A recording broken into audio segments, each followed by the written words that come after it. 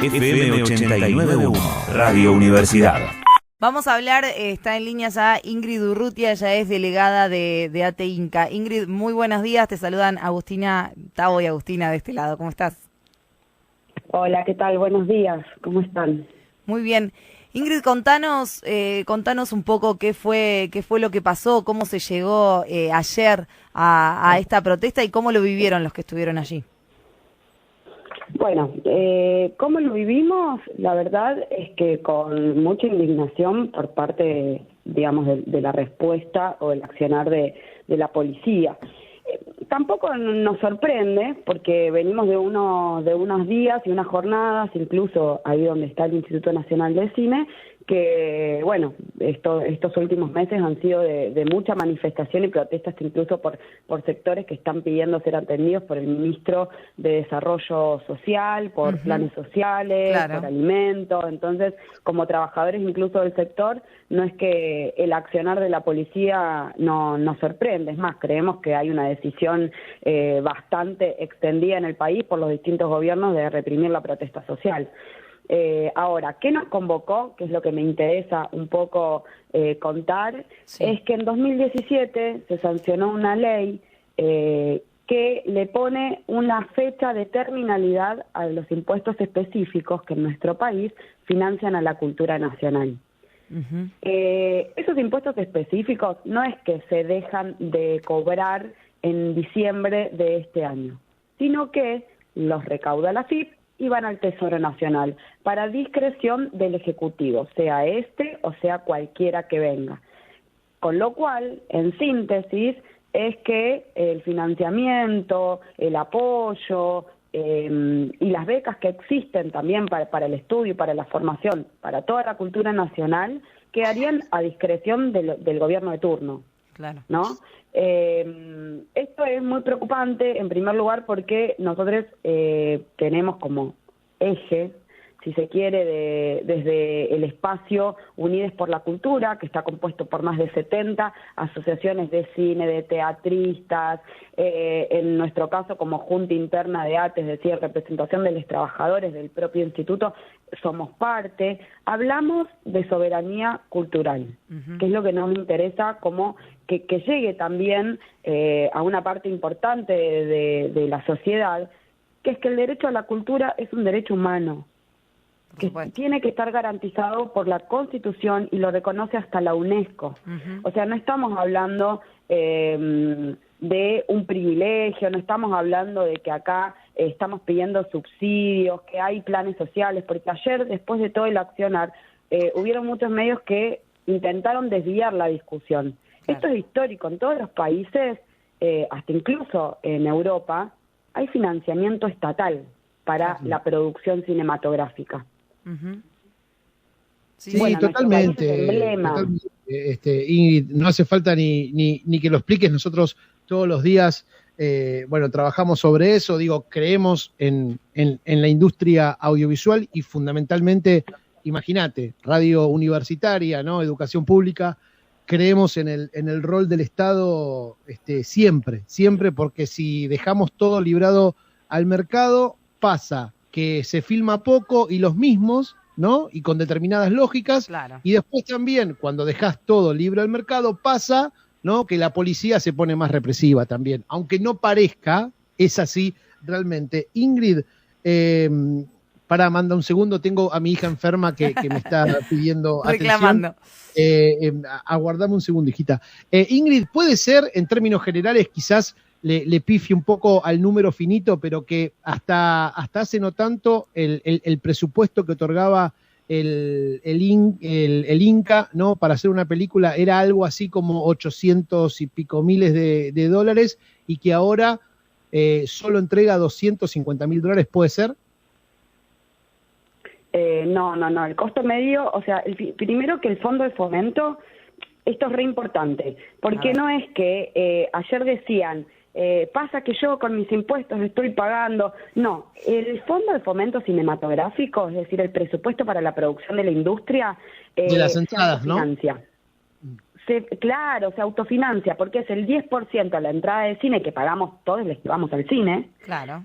Además, el 10% de lo que en su momento era el alquiler del VHS, que bueno, ya no existen más los videoclubs, por ejemplo, pero hay toda una discusión de cómo hacemos para ampliar ese fondo, porque hoy la realidad es que las empresas de streaming y todas las plataformas no están grabadas. Claro. O sea, se llevan millones, son 300 millones de pesos que por mes se pierde el Estado de recaudar a estas grandes plataformas que en realidad generan, por supuesto, trabajo, porque es verdad que es trabajo que generan en el país, pero el copyright, es decir, la impronta de lo que tiene que ver con los bienes culturales, no quedan en el país. Claro. Entonces, y además también hay muchas películas que ya se estrenan en las plataformas y no pasan ni siquiera por el cine. Claro, por eso tendría que estar eso también en cuenta. Claro que debería estar grabado. Bueno, la pandemia nos ha demostrado que muchos de los estrenos se hicieron por canales de televisión, se hicieron por streaming. O sea, claro, el mercado ha cambiado. Lo que no ha cambiado es la disponibilidad de los distintos gobiernos que fueron pasando el último periodo de grabar a estas grandes. Porque no estamos hablando de una empresa chica, ¿eh? Estamos hablando de corporaciones. Sí, la plataforma de la letra N, y todas las demás, de Amazon, Disney Plus, HBO y demás, no tributan en nuestro país, cuando somos un montón de usuarios que estamos pagando el acceso a esas plataformas y estamos consumiendo cultura también a través de ahí. Sin embargo, vemos una total desigualdad con la difusión de las plataformas nacionales. El Instituto Nacional de Cine, donde yo trabajo, por ejemplo, tiene un canal, Cinear. Claro. Es el canal nacional. Además existen otras plataformas como Contar o Cinear Play, y no tienen la misma difusión. Entonces acá lo que estamos, por eso también la protesta de ayer, no es solo porque estamos a punto de perder todos los impuestos que financian a nuestra cultura, sino también porque ha habido una política en el último periodo que identificamos que tiene continuidad con el gobierno anterior, de vaciamiento y de no fortalecer los circuitos alternativos de exhibición. Hoy en la ciudad de Buenos Aires, quienes consumen cine nacional solo tienen que ir al Gaumont, que ustedes saben está a muy pocas cuadras del Congreso Nacional, pero es la única pantalla que uno sabe que va y tiene cine nacional. Claro. Después es muy difícil encontrar una película nacional en una sala comercial. Es más, te ponen todas las extranjeras. De hecho, todas las pantallas en nuestro país, el 90% son producciones extranjeras y yanquis. Es decir, lo restante, el 10% se divide con producciones de otros países y también nacionales. O sea, producimos 200 películas al año, sí, y lo que no está haciendo el Estado es crearnos y garantizarnos los espacios para que las podamos ver. Y yo, la verdad es que rescato, me parece bárbaro, y nosotros tenemos la misma opinión que decían recién ahí. No es lo mismo que la historia de las madres de Plaza de Mayo, la pelea que dimos las mujeres y las disidencias por el derecho a decidir y tantas otras luchas que lleva adelante nuestro pueblo, la cuente el cine independiente, la contemos los trabajadores o que la cuente el sector privado. Claro. No es lo mismo. BlackRock, ¿no? BlackRock es uno de los dueños de Netflix, ¿no? Y BlackRock es uno de los dueños de Pfizer, la vacuna, y BlackRock fue uno de los principales buitres, ¿no?, que nos tuvo durante mucho tiempo en default porque no quería acordar con la Argentina la propuesta para salir y para pagar la deuda. Digo, estamos hablando de eso, no es que estamos hablando de un pyme que armó una plataforma al cual no le cobramos impuestos, ¿no?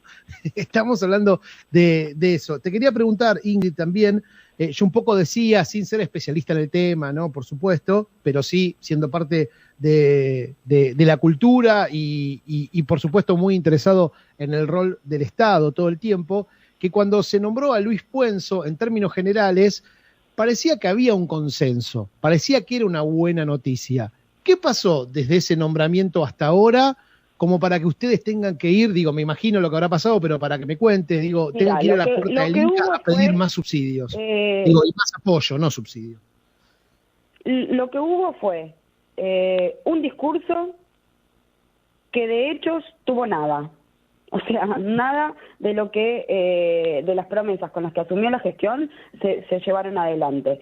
En primer lugar, nosotros veníamos como trabajadores denunciando que el instituto tenía una estructura que había generado el macrismo, que era muy costosa para el Estado, con 18 subgerencias y gerencias con salarios altísimos. Además habían vaciado áreas técnicas, la Cinemateca había desaparecido. Eso en términos desde adentro de los trabajadores. Muchas condiciones que no se venían resolviendo respecto a condiciones de trabajo. Por el otro lado, el sector audiovisual lo que reclama es que se vaciaron los espacios democráticos de decisión. El instituto no es que tiene un presidente y como cualquier organismo decide, porque justamente como es una industria que es federal y se han ganado su lugar ahí todos los sectores de las provincias, tiene un cogobierno compuesto por los distintos sectores, porque no es lo mismo un director, no es lo mismo un documentalista, no son lo mismo las pequeñas y medianas empresas del sector, y todo esto fue acallado.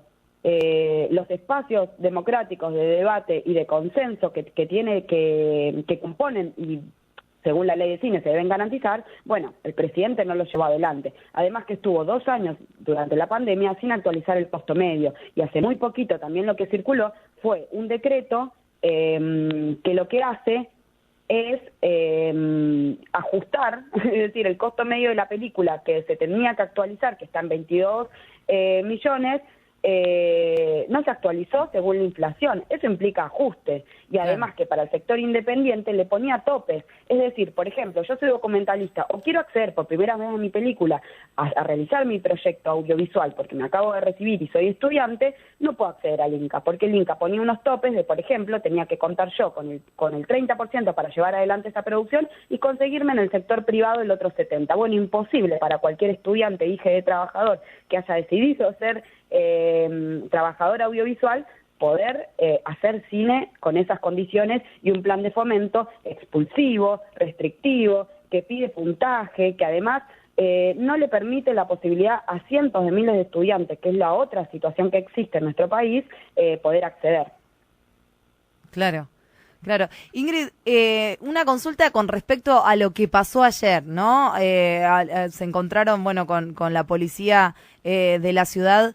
¿Hay detenidos aún después de lo que pasó? No, ya fueron liberados y bueno, ahora, digo, la acción de ayer, que es lo otro que a nosotros nos interesa, es que nosotros salimos con mucha más fuerza porque salimos con el compromiso de que el ministro va a tomar decisiones y va a hacer cambios en las autoridades del Inca. Después va a abrir una mesa de trabajo escuchando a los trabajadores y al sector, así que desde Unidos por la Cultura nos convocamos a hacer nuevas acciones, a visibilizar mucho más el tema, nos preparamos para un festival frente al Congreso el 28 de abril, es decir, hasta conseguir que los fondos a la cultura sigan teniendo vigencia en nuestro país. Bueno, muchísimas gracias Ingrid por tu tiempo y ojalá que así sea y estaremos atentos al festival y a las próximas acciones que realicen los y las trabajadoras del Inca. Muchas gracias por tu tiempo. Dale, gracias a vos. Desde la Universidad Nacional de La Matanza, Radio Universidad FM 89.1. Siempre cerca.